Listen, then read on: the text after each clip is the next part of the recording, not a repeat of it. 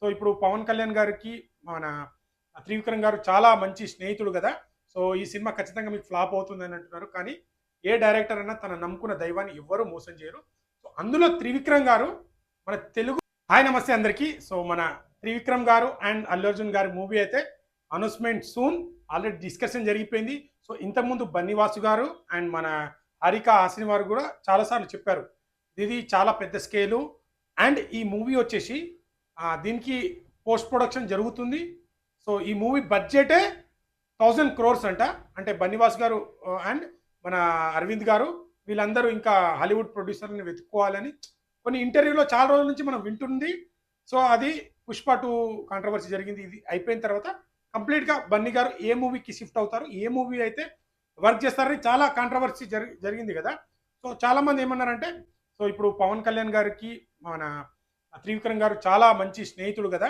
So ఈ cinema ఖచ్చితంగా మీకు ఫ్లాప్ అవుతుందని అంటున్నారు. కానీ ఏ డైరెక్టర్ అన్నా తన నమ్ముకున్న దైవాన్ని ఎవ్వరూ మోసం చేయరు.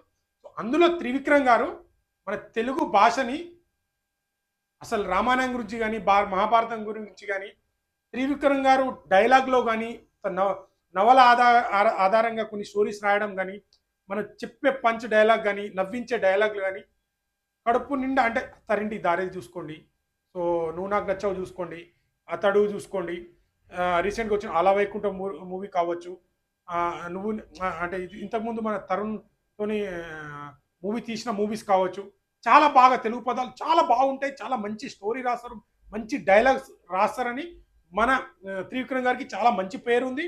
ఖచ్చితంగా అత్తారింటికి దారేది పవన్ కళ్యాణ్ గారి మూవీ ఆల్మోస్ట్ హెచ్డి ప్రింటర్తో సహా వదిలేసిరు. దేంట్లో సిడీలో బయట వదిలేసిరు, చూసేసిరు.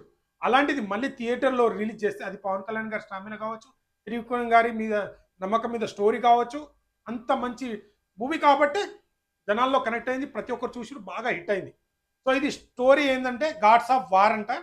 సో సుబ్రహ్మణ్యం స్వామి శివుణ్ణి కలవడానికి వెళ్తుంటే మధ్య దారిలో ట్రావెల్ ఏమైంది, సో అక్కడ ఎవరెవరు కలిశారు, అక్కడ ఏం ఫైట్ అవుతుంది అంటే ఇప్పుడు ఆ స్టోరీ తీసుకున్నప్పుడు ఖచ్చితంగా మన మహాభారతం కావచ్చు, రామాయణం కావచ్చు, ప్రతి ఒక్కరు ఏ స్టోరీ అయినా బ్యాక్ స్టోరీ అనేది ఏ లాంగ్వేజ్లో ఉన్నా ప్రతి ఒక్కరికి తెలుసు. ఇటు తమిళ్లో కావచ్చు, తెలుగులో కావచ్చు, అన్ని ఈ స్టోరీలు అనేది ప్రతి ఒక్కరికి తెలుసు. అందులో సో ఆ స్టోరీని తీసుకొని అది స్టోరీ తెలిసింది అందరికీ, ఏ సినిమా కావచ్చు ఆ స్టోరీ తెలిసిందే అనుకున్నా, కానీ దాన్ని ఎలా ప్రజెంట్ చేస్తారు, ఎలా చూపిస్తారు, ఎలా ఫ్యాన్స్ ఎంటర్టైన్ చేస్తారు. అంతేకాకుండా ఇప్పుడు ఓన్లీ తెలుగులో రిలీజ్ అవ్వట్లేదు, ఇంతకుముందు తెలుగులో రిలీజ్ అయ్యేది, ఇప్పుడు పాన్ ఇండియా రేంజ్లో రిలీజ్ అవుతుంది కాబట్టి ఖచ్చితంగా ఈ మూవీని ఎలా తీస్తారు అనే క్యూరియాసిటీ ఎలా ఉంటుంది అనేది చాలా మందికి ఉంటుంది. కానీ త్రివిక్రమ్ గారు ఖచ్చితంగా అంటే కొంతమంది పాన్ ఇండియా రేంజ్లో త్రివిక్రమ్ గారు ఏం తీస్తారు అని చాలామంది అన్నారు. బట్ మన మహాభారతం గురించి కానీ, రామాయణం గురించి కానీ, మన నవలల గురించి కానీ, మన తెలుగుతనం గురించి కానీ త్రివిక్రమ్ గారు వేరే లెవెల్లో ఎక్స్ప్లెయిన్ చేస్తారు. అలాంటి భాష, అలాంటి వాడుకలు మనం చాలా ఎక్కువ చూస్తాం త్రివిక్రమ్ గారి మూవీలో. అలాంటి దాన్ని ఎంత అంటే ఇప్పుడు అల్లు అర్జున్ గారు కూడా చాలా అంటే మంచి సినిమాలు ఎంచుకొని సో తన హుందాని మళ్ళీ కాపాడుకోవడంలో స్టోరీ ఎంచుకోవడం కానీ, ఇప్పుడు త్రివిక్రమ్ గారు కూడా కొద్దిగా డీలాలో ఉన్నాడు, అంత సరైన హిట్టుకు రాలేదు కాబట్టి. సో ఖచ్చితంగా వీళ్ళిద్దరు కలయికలో 3 బ్లాక్ బాస్టర్లు వచ్చినాయి కాబట్టి 4వ సినిమా ఖచ్చితంగా బ్లాక్ బాస్టర్ రావాలని కష్టపడతారు. సో బాగా రావాలని ఎవరైనా కోరుకుంటారు. సో బన్నీ ఫ్యాన్గా నేను కూడా మంచి రావాలి, మంచి రికార్డులు కలెక్ట్ చేయాలి. సో ఇది ప్రీ రిలీజ్ బిజినెస్ చేస్తుంది 1000 కోట్లు అన్నారు, కానీ దీని బడ్జెటే 1000 crores అంట. ఎనీవేస్ ఏ సినిమానైనా మంచిగా రావాలి, మంచిగా ఆడాలి, ప్రతి ఒక్క ఏ సినిమా అయినా కావచ్చు. సో నెక్స్ట్ పెద్ద హీరోలు పాన్ ఇండియా రేంజ్లో తీసే మన తెలుగు సినిమా ఏదైనా మంచి సినిమా ఉంటే, మంచి కంటెంట్ సినిమా ఉంటే, అది ట్రోల్ చేసినా, దాన్ని ఎంత కించపరిచినా, ఏం చేసినా సినిమాలో కంటెంట్ ఉండి, స్టోరీ ఉండి, జనాలని ఇప్పుడు చాలా మట్టుకు జనాలు ఏంటంటే థియేటర్కి వెళ్ళి చూడడం అనేది చాలా కష్టం. కానీ ఇప్పుడు వీళ్ళు ఎవరైనా కావచ్చు, ఏ డైరెక్టర్ కావచ్చు, ఏ హీరోను కావచ్చు, ఒక స్టోరీని స్క్రీన్ ప్లే కామెడీ కానీ చూపించే విధానం కానీ 2.5 hours ఏ మూవీ అని కావచ్చు, మనం బోర్గా ఫీల్ కాకుండా అట్రాక్ట్ చేసి వాళ్ళని నవ్విపించగలిగి రిపీట్ ఆడియన్స్ తేయగలిగితే ఈ సినిమా సక్సెస్. అది ఎన్నిసార్లు ఏ స్టోరీనే కావచ్చు. సో ఇదైతే ఖచ్చితంగా గాడ్స్ ఆఫ్ వార్ అంటే సో అల్లు అర్జున్ గారు ఎలాంటి రిస్క్ చేస్తారు, త్రివిక్రమ్ గారు కూడా తెలుగుతున్నాయి. సో వీళ్ళన్నీ తోడై ఒక మంచి మరో మనకు గాడ్స్ ఆఫ్ వార్ మంచి బ్లాక్ బాస్టర్ అయితే ఖచ్చితంగా ఇవ్వబోతున్నారు. సో ఈ స్టోరీని అయితే చాలా రోజుల నుంచి రీసెర్చ్ చేసి మరి లాస్ట్ టైం ఒక వీడియో కూడా వచ్చింది మనకు. ఆ వీడియోలో చాలా అప్పటి నుంచి చాలా మంది మాట్లాడుతున్నారు. సో అదైతే డిఫరెంట్ టైంలో డిఫరెంట్లో చూపిస్తున్నారట. సో ఇది update. So God's of war మా హిట్ వచ్చింది. ఖచ్చితంగా ఇది అలా ఉండాలి. మన తెలుగు సినిమా ప్రౌడ్గా ఫీల్ అవ్వాలి. ఇదే సినిమా కాదు, వచ్చే కల్కి 2 కావచ్చు, ఎన్టీఆర్ అన్న సినిమా కావచ్చు, ఏ సినిమా మూవీ కన్నా తెలుగు పాన్ ఇండస్ట్రీలో మంచిగా ఆడాలి. ఏ ఫ్యాన్స్ అయినా వాళ్ళ ఫ్యాన్స్ మా హీరో సినిమా బాగుండాలనుకుంటారు. కానీ మనం ఇక్కడ ప్రౌడ్గా ఫీల్ అవ్వాల్సింది మన హీరో లేకుండా మన తెలుగు సినిమా అనే ప్రౌడ్ ఫీల్ అవ్వాలి. సో మన తెలుగుని అచ్చు గుద్దినట్టు పదాలు కానీ ఇవన్నీ ఉంటాయి కాబట్టి త్రివిక్రమ్ గారు అయితే ఖచ్చితంగా మంచి బ్లాక్ బాస్టర్ మూవీ ఇస్తారని నేనైతే ఎక్స్పెక్ట్ చేస్తున్నా.